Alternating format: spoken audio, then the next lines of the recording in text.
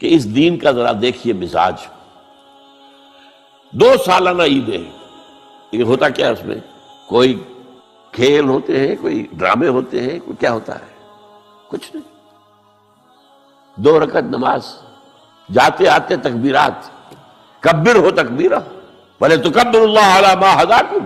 یہ یہاں بھی آیا ہے، سورہ بقرہ میں بھی آیا. تو یہ سارا معاملہ جو ہے 2 رکعت نماز، آپ نے اجلے کپڑے پہنے، نہائے دھوئے گئے، نماز پڑھی 2 رکعت، خطبہ سن رہا ہے، یہ عید ہے. کوئی یہاں پر کوئی جو ہے وہ ہنگامہ نہیں، کوئی جشن نہیں، کوئی گانے بجانے نہیں، کچھ بھی نہیں. یہ سادگی، اللہ کی تکبیر، اللہ کا حمد. کہ جب روزے ختم ہوتے ہیں عید الفطر میں، تکبیر، اضافی تکبیرات کے ساتھ 2 رکعتیں ہیں جو ہم ادا کرتے ہیں. احناف کے نزدیک 6 اضافی تکبیرات ہیں اور اہل حدیث کے نزدیک 12 ہیں، لیکن تکبیرات ہیں اضافی. اور یہ کہ جاتے ہوئے اور آتے ہوئے عید کے لیے آپ جا رہے ہیں تو تکبیرات پڑھتے ہوئے جائیے، واپس آ رہے ہیں تکبیر پڑھتے ہوئے آئیے. اور یہ بھی کہ جاتے ہوئے راستہ کوئی اور، آتے ہوئے راستہ کوئی اور اختیار کیجئے، تاکہ پورا شہر، پوری بستی جو ہے تکبیر کی آواز سے گونج جائے. یہ ظاہر ہے. باطن اس کا کیا ہوگا؟ اللہ کی کبریائی کا اعلان کرو، اللہ کی کبریائی کو نافذ کرنے کی کوشش کرو. جب اللہ نے تمہیں ہدایت دے دی ہے، تمہیں اپنے دین حق سے نواز دیا ہے، اب تمہارا فرض ہے کہ اس کو قائم کرو، اس کے لیے جد و جہد کرو، اس کے لیے تن من دھن لگاؤ، اس کے لیے جان اور مال سے جہاد کرو. وَلِتُكَبِّرُوا اللَّهَ عَلَى مَا هَدَاكُمْ وَلَعَلَّكُمْ تَشْكُرُونَ، اور تاکہ تم واقعتاً شکر کرو. کہ اب تو جیسے کسی نے کہا تھا، اقبال نے شاید کہا تھا، ہلال عید ہماری ہنسی اڑاتا ہے. یہ ہلال عید جو آتا ہے ہم پر ہنستا ہے. یہ روزے رکھے ہیں انہوں نے، روزہ رکھتے ہوئے جھوٹ بولتے رہے، روزہ رکھتے ہوئے سودی لین دین کرتے رہے، روزہ رکھتے ہوئے جو ہے غیبتیں کرتے رہے. یہ روزے تھے جو اب عید منانے جا رہے ہیں شوق سے. ہلال عید ہماری ہنسی اڑاتا ہے. اسی طرح یہ عید الاستقلال جسے آپ نے کہا، یہ اب ہماری ہنسی اڑاتا ہے. یہ اس لیے پاکستان بنایا تھا. یہ ہے وہ پاکستان جس کا خواب اقبال نے دیکھا تھا اور جناح نے دکھایا تھا خواب. ان کے لیے انسان کو، آپ کو معلوم ہے ایک عبارت میں سطور ہوتی ہیں اور ایک درمیان میں ہوتا ہے، ان کے کچھ لکھا ہوا نہیں ہوتا. You have to read between the lines. قرآن میں بعد میں آنے والے حالات بھی درج ہیں، لیکن اس طرح نہیں جیسے کہ پچھلے حالات درج ہیں. اس کے لیے ذرا ان ڈیپتھ پونڈرنگ اوور، غور و فکر اور تدبر کی ضرورت ہوگی. وَحُكْمُ مَا بَيْنَكُمْ، اور جتنے اختلافات تمہارے اندر پیدا ہوں گے تا قیام قیامت، ان سب کا فیصلہ اس کتاب میں موجود ہے. وَهُوَ حَبْلُ اللَّهِ الْمَتِينُ وَهُوَ الذِّكْرُ الْحَكِيمُ، یہی تو ہے. وَهُوَ الصِّرَاطُ الْمُسْتَقِيمُ، سیدھا راستہ. اور کون سا؟ یہی قرآن تو ہے. ہر رکعت میں کہتے ہو اهْدِنَا الصِّرَاطَ الْمُسْتَقِيمُ، اور قرآن دیا ہوا ہے اس پر غور نہیں کرتے. عجیب تماشا ہے ہمارا. نماز کی ہر رکعت میں اهْدِنَا الصِّرَاطَ الْمُسْتَقِيمُ، اور حضور فرمائے وَهُوَ الصِّرَاطُ الْمُسْتَقِيمُ، صراط مستقیم یہ قرآن ہی تو ہے. الذکر الحکیم یہ قرآن ہی تو ہے. وَهُوَ حَبْلُ اللَّهِ الْمَتِينُ، اور یہی ہے اللہ کی مضبوط رسی. آپ نے قاری صاحب سے وہ آیات سنی سورہ آل عمران کی، وَاعْتَصِمُوا بِحَبْلِ اللَّهِ جَمِيعًا وَلَا تَفَرَّقُوا، اللہ کی رسی کو مضبوطی سے مل جل کر تھامو اور تفرقے میں مبتلا نہ ہو. تفرقہ ہوگا تو کیا ہوگا؟ تمہاری ہوا اکھڑ جائے گی. آج آپ کو معلوم ہے دول عرب اگر یہ یکجا ہو جائیں، ایک دن کے لیے اسرائیل قائم نہیں رہ سکتا. امریکہ نہیں، امریکہ کا باپ اسے قائم نہیں رکھ سکتا. اگر امت عرب ہی جمع ہو جائے، عالم اسلام تو بڑی شے ہے. جو وسائل ان کے پاس ہیں، جو اللہ تعالیٰ نے ان کو نعمتیں عطا فرمائی ہیں، لیکن افتراق، انتشار، اختلاف، جتھے بندی، گروہ بندی، دھڑے بندی، اس نے اسرائیل کا خنجر ان کے سینے میں پیوست کیا ہوا. اس لیے کہ فَتَذْهَبَ رِيحُكُمْ، اگر تم اختلاف کرو گے تو تمہاری ہوا اکھڑ جائے گی. آج وہ ہوا اکھڑ چکی ہے. تو فرمایا وَاعْتَصِمُوا بِحَبْلِ اللَّهِ جَمِيعًا وَلَا تَفَرَّقُوا، اللہ کی رسی کو مضبوطی کے ساتھ مل جل کر تھامو اور تفرقے میں مت پڑو. حضور فرما رہے ہیں وہ اللہ کی رسی کون سی؟ ہوا حبل اللہ المتین، یہی قرآن ہے اللہ کی مضبوط رسی. علامہ اقبال نے کیا خوب کہا ہے. علامہ اقبال نے قرآن اور حدیث کے حقائق کو جس طریقے سے اشعار کا جامع پہنایا ہے، وہ تو خود کہتے ہیں گوہر دریائے قرآن سفتام، میں نے قرآن مجید کے دریا سے موتی نکال کر اپنے اشعار کے اندر میں نے چن دیے ہیں. میرا کام اور کچھ نہیں ہے. موتی کوئی بھی غواص پیدا نہیں کرتا، دریا کی گہرائی سے نکال لاتا ہے. یہ میری حکمت نہیں ہے جو میرے اشعار میں ہے، یہ میں نے قرآن مجید کے دریا میں غوطہ زنی کر کے اس سے یہ موتی نکالے، گوہر دریائے قرآن سفتام۔ اب دیکھیے اسی حدیث کے اس ٹکڑے کو کیسے شعر میں لائے ہیں۔ از یک آئینی مسلمان زندہ است، پے کرے ملت سے قرآن زندہ ہست۔ مسلمان کی زندگی تو ایک آئین کے بدولت ہے، یہ آئین قرآن، جو کہا تھا کبھی قائد اعظم مرحوم نے جب پوچھا گیا تھا کہ آپ کے پاکستان کا دستور کیا ہوگا، کیا فرمایا تھا یاد کیجئے کہ ہمیں کسی نئے دستور کی ضرورت نہیں، ہمارا دستور 1400 برس پہلے طے ہو چکا ہے۔ یہ ہماری بدقسمتی ہے جو کچھ کہا تھا قائد اعظم نے کہ God has given us a golden opportunity to prove our worth as architects of a new state, and let it not be said that we didn't prove equal to the task۔ میں معذرت کے ساتھ عرض کروں گا حضرت کہ واقعہ یہ ہے کہ ہم اس کے equal to the task ثابت نہیں ہوئے۔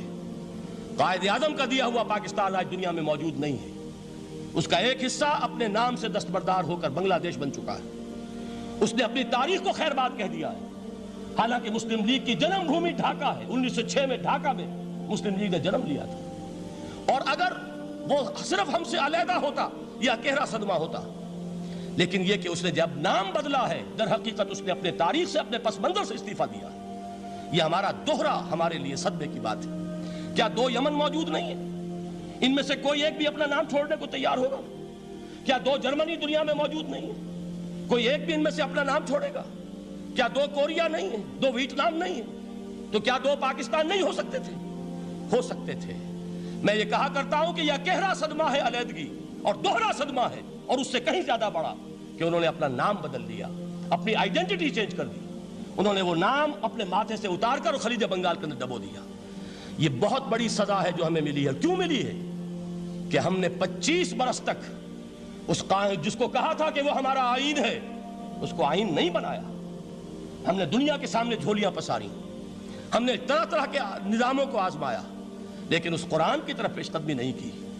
اللہ تعالیٰ ڈھیل دیتا ہے لیکن سزا بھی بہت سخت ہوتی ہے۔ ان بطش ربک لشدید، وہ ہم پر کوڑا برسا ہے۔ تاریخ انسانی کی عظیم ترین شکستوں میں سے ایک شکست ہے کہ جو ہمارے ماتھے پر کلنک کے ٹیکے کی طرح موجود ہے۔ اللہ کرے کہ آئندہ یہ تاریخ اپنے آپ کو نہ دہرائے، لیکن میں عرض کر دیتا ہوں آپ سے، جو ہمارے لچھن ہیں، جو ہمارا طرز عمل ہے، جو ہمارے لیل و نہار ہیں، جو ہمارا انداز ہے، اللہ کے دین کا استہزاء اور تمسخر، جس طرح اللہ کے ساتھ مذاق ہم کر رہے ہیں، اس کا شاید اس سے بھی کہیں زیادہ برا نتیجہ نکلے۔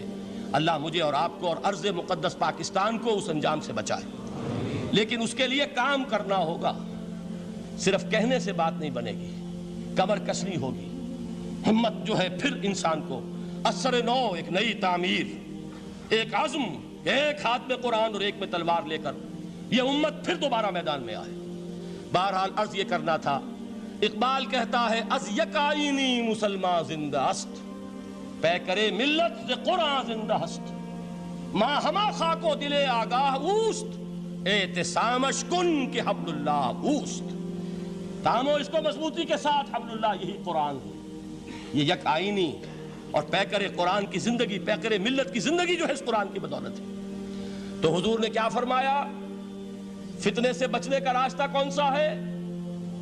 کتاب اللہ فیہ نبأ ما قبلکم وخبر ما بعدکم وحکم ما بینکم وہو الصراط المستقیم وہو حبل اللہ المتین وہو الذکر الحکیم۔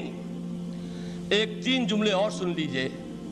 هو الذی لا یشبع منہ العلماء ولا یخلق عن کثرت الرد۔ یہ قرآن وہ شے ہے جس سے اہل علم کبھی سیر نہ ہو سکیں گے۔ ولا تنقضی عجائبہ، اس کے عجائب کبھی ختم نہیں ہوں گے۔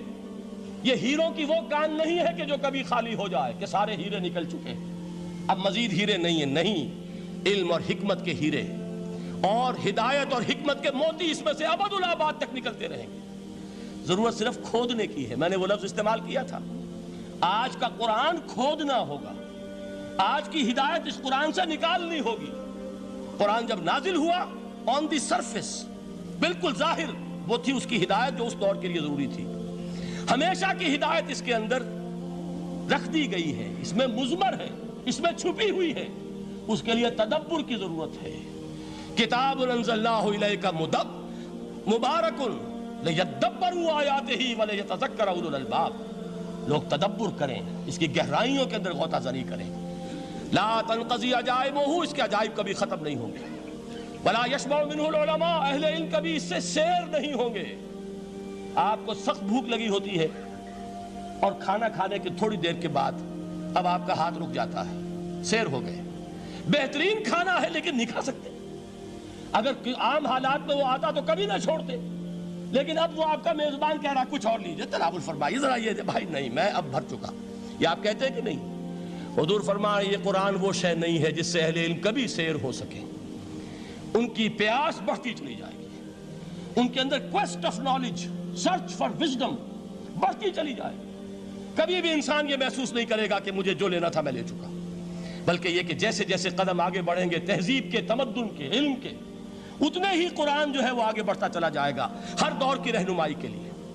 لا تنقضی عجائبہ ولا یخلق عن کثرت الرد، بار بار کے پڑھنے سے اس پر بوسیدگی طاری نہیں ہوگی۔ دنیا کی اور کتابیں ہیں، ایک دفعہ پڑھ لیں گے، دو دفعہ پڑھ لیں گے، تین دفعہ پڑھ لیں گے، چار دفعہ پڑھ لیں گے، پھر جی نہیں چاہے گا۔ لیکن یہ کتاب وہ ہے، امام شافعی کا میں واقعہ آپ کو سناتا ہوں۔ وہ یہ کہتے ہیں کہ ایک مرتبہ میرے ذہن میں یہ سوال آ گیا کہ اجماع کے لیے بھی قرآن مجید میں کوئی سند ہے، دلیل ہے؟